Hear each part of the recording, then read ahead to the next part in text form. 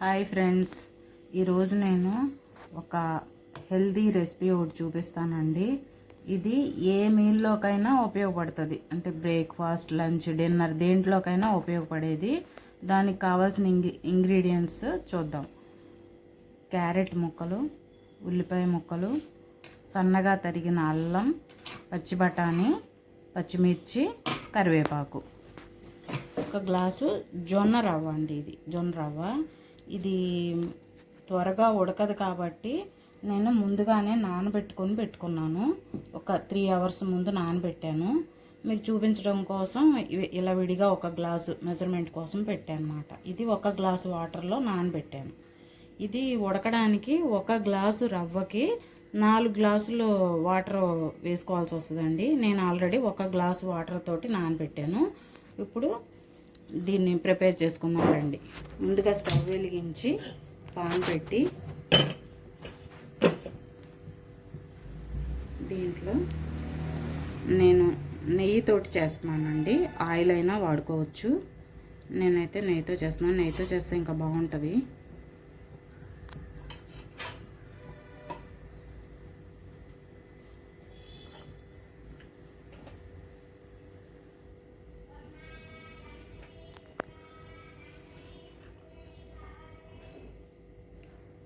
పప్పులు వేయించుకొని పక్కకు తీసేసుకుందాం.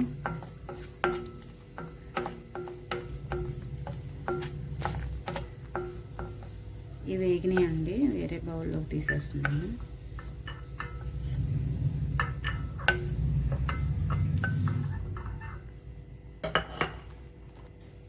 ఇప్పుడు ఈ ఆయిల్లో కొంచెం జీలకర్ర, కొద్దిగా ఆవాలు, కొంచెం మినపప్పు, ఒక స్పూన్ శనగపప్పు వేసుకున్నాం. ఇవి వేగాలి.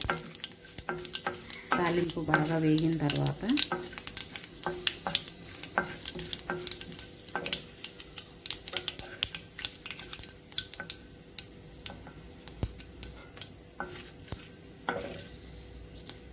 తాలింపు వేగిందండి. ఇప్పుడు కరివేపాకు, పచ్చిమిర్చి,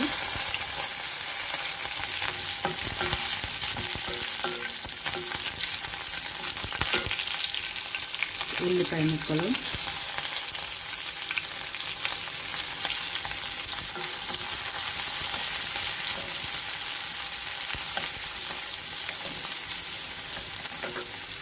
సన్నగా తురిమిన అల్లం ముక్కలు,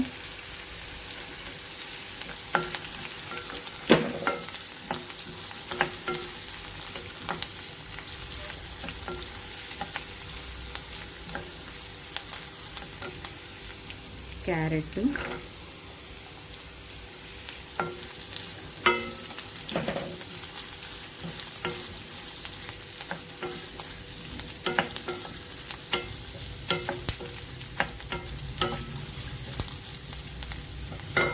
పచ్చి బఠానీ,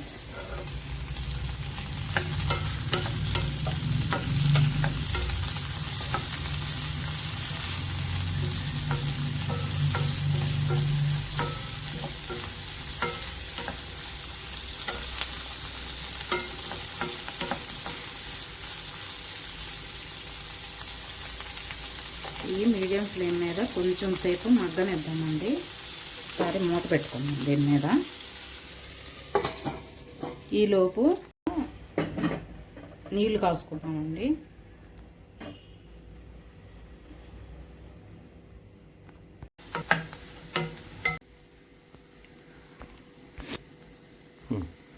ఈ మొక్కలు మగ్గినాయండి.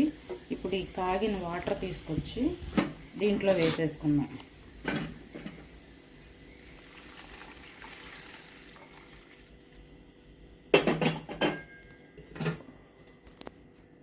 రుచికి తగ్గట్టుగా సాల్ట్,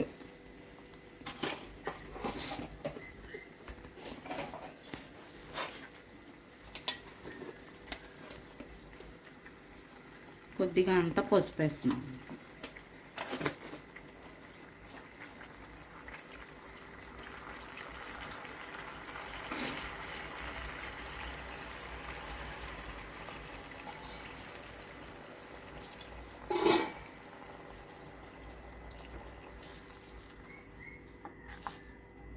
ఎసరు మరుగుతుంది కదా,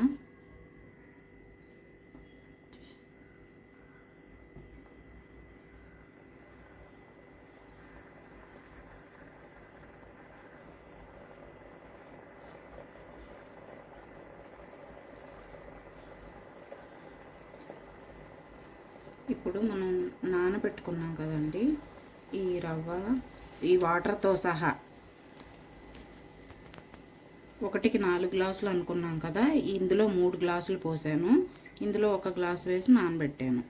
ఈ వాటర్తో సహా ఇందులో వేసేసుకుందాం.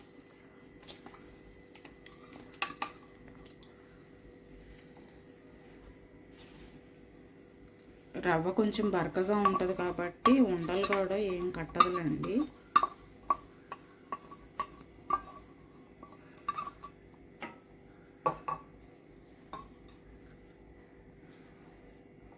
ఒకసారి బాగా కలిపేసి మూత పెట్టేద్దాం. ఫ్లేమ్ మీడియంలో పెట్టుకుంటే నెమ్మదిగా ఉడుకుతుంది. ఒకసారి మూత తీసి చూద్దామండి. మూత తీసి ఒకసారి కలుపుకుందాం. ఇది కొంచెం జిగురు జిగురుగా ఉంటుంది.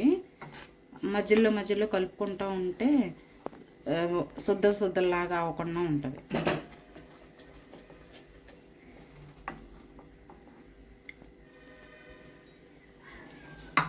మళ్ళీ మూత పెట్టేసేద్దాము.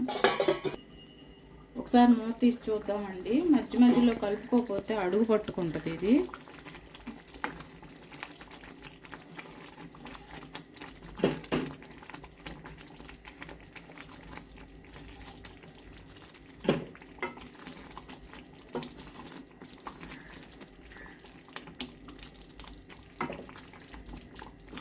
ఇంకా కొంచెం సేపు ఉడకాలి. మూత పెట్టేద్దాము.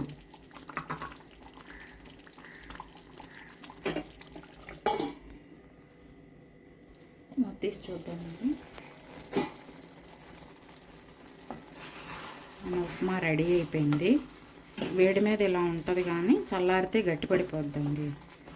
దీంట్లో ఇంకా మనం ఇంకొంచెం హెల్తీగా చేసుకోవడానికి పాలకూర వేసుకోవచ్చు, టమాటా వేసుకోవచ్చు, కొన్ని బీన్స్ కూడా వేసుకోవచ్చు. ఇది వెయిట్ లాస్ అవ్వాలనుకునే వాళ్ళకి, షుగర్తో బాధపడే వాళ్ళకి చాలా బాగా ఉపయోగపడే ఫుడ్ అండి ఇది. నేను స్టవ్ ఆఫ్ చేసేస్తున్నాను.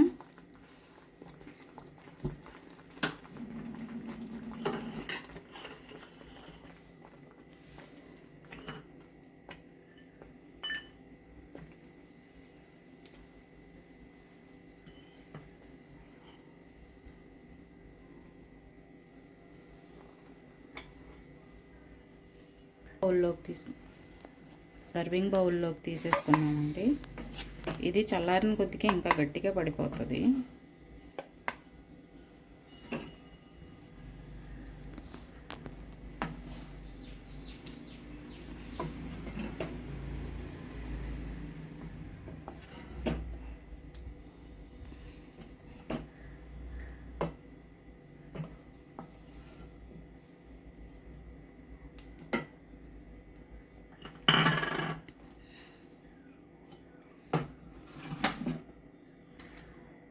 ఇంతేనండి మన టేస్టీ జొన్న రవ్వ ఉప్మా. ఎంజాయ్.